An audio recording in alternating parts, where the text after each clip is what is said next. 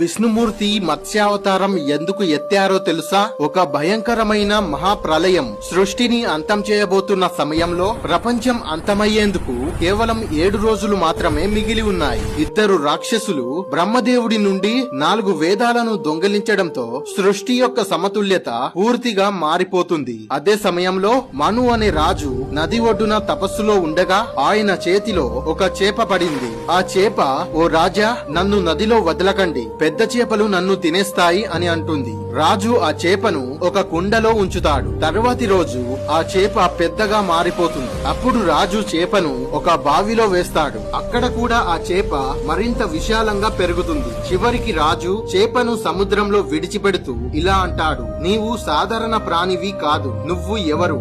అప్పుడు ఆ చేప, త్వరలో మహాప్రళయం రాబోతుంది. సప్త ఋషులు, విత్తనాలు, అన్ని ప్రాణులను రక్షించేందుకు ఒక పెద్ద పడవను నిర్మించమని రాజుతో చెబుతుంది. మహాప్రళయం వచ్చినప్పుడు విష్ణువు మత్స్యావతారం ధరించి భయంకరమైన సముద్ర తుఫానులో ఆ పడవను రక్షించి సృష్టిని కాపాడుతాడు. ఇందుకోసమే శ్రీ విష్ణువు మత్స్యావతారం ధరించాడు. జై శ్రీ విష్ణు అని కామెంట్స్ చేయండి.